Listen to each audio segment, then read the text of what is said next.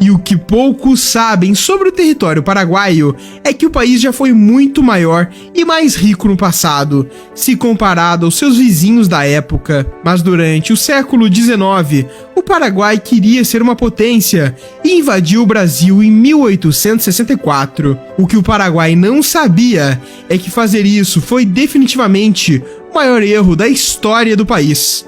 E se não fosse essa decisão, o Paraguai seria, com certeza, muito maior, mais populoso e mais rico. No século XIX, o Brasil já era o maior país da América do Sul, junto com a Argentina. E no meio desses dois gigantes, o pequeno Paraguai era uma possível potência regional, um país que estava isolado de guerras desde sua independência e começando a crescer a sua indústria. Mas a partir de 1862, a influência regional do Brasil e da Argentina começou a incomodar. O Brasil era uma potência e tinha o maior poder regional na época. Mas isso não era problema para o pequeno Paraguai, que tinha reivindicações territoriais sobre a região do Mato Grosso, além de reivindicações também com a Argentina, na província de Corrientes, especialmente relacionadas à região do Rio do Prata. Essas disputas territoriais desempenharam um papel importante na escalada das tensões, já que se baseava em tratados antigos e na sua interpretação das fronteiras. O governo do Paraguai também alegou que o Brasil estava ocupando terras que eram consideradas suas. Na época, o Uruguai era palco de rivalidades políticas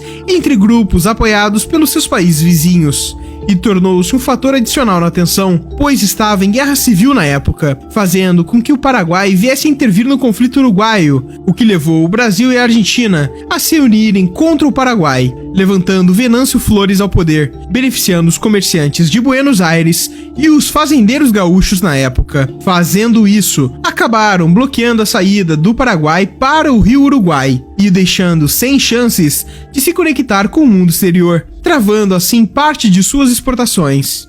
Então, para o Paraguai utilizar a Bacia do Prata, precisava negociar com as duas maiores potências da região, Brasil e Argentina. Então, foi isso que ele fez. Porém, não teve retorno, e neste momento, o Paraguai comete o seu maior erro. Em 1864, o Paraguai invade o Mato Grosso, desencadeando uma série de eventos que eventualmente resultaram na Guerra do Paraguai, um dos conflitos mais sangrentos da América do Sul no século XIX. O Paraguai reúne seu exército e percorre 695 quilômetros até Corumbá, no Mato Grosso, invadindo pela primeira vez o território brasileiro, em dezembro de 1864.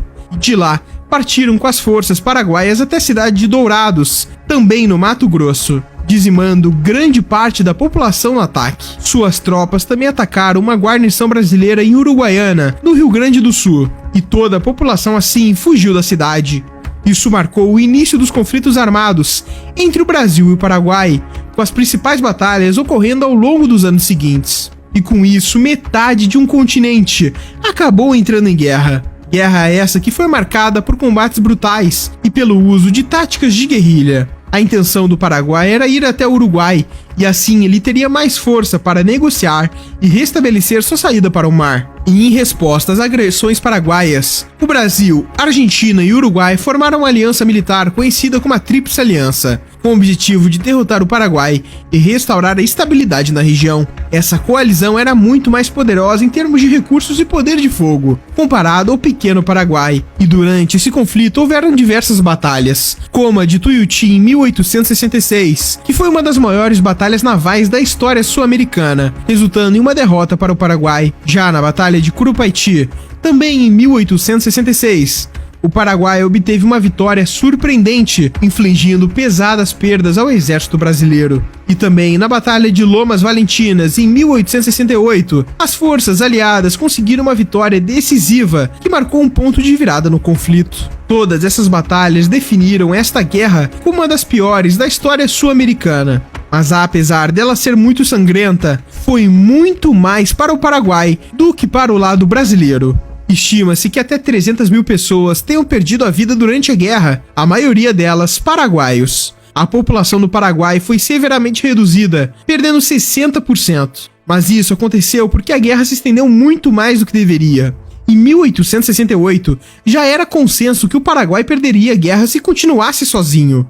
Era só uma questão de tempo para que o Brasil chegasse até a capital, Assunção. Mas Francisco Solano Lopes, quem comandava de fato o Paraguai, se recusava a perder a guerra e continuava recuando, o que fez com que mais e mais homens perdessem suas vidas. Estima-se que 220 mil paraguaios sobreviveram à guerra e apenas míseros 28 mil eram homens. É estimado que 80% da população masculina paraguaia foi dizimada durante a guerra. E isso poderia não ter acontecido, porque em 1870, antes de Francisco Solano Lopes ser morto, ele enviou meninos para a frente de guerra e dizimou os seus homens para que segurassem o avanço das tropas brasileiras. Essas decisões causaram de fato a queda da população masculina e deixaram um legado duradouro de trauma e desequilíbrio de gênero no país. E isso acontece até hoje.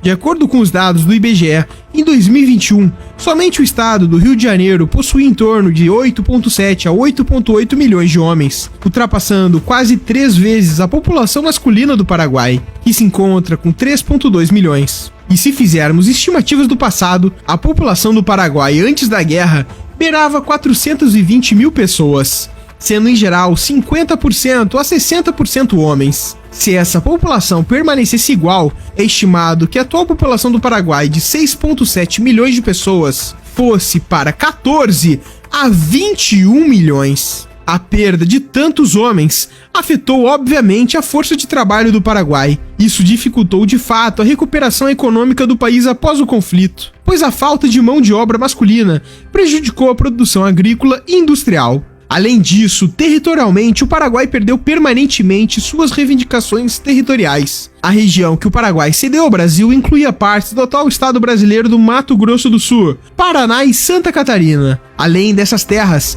o Paraguai também perdeu vastos territórios para a Argentina, cedendo a província de Misiones, a província de Formosa e parte da província de Corrientes. Perdendo a província de Misiones, o Paraguai perdeu acesso ao rio Uruguai e suas fronteiras diretas, além da capital Assunção ficar praticamente colada na Argentina após a guerra.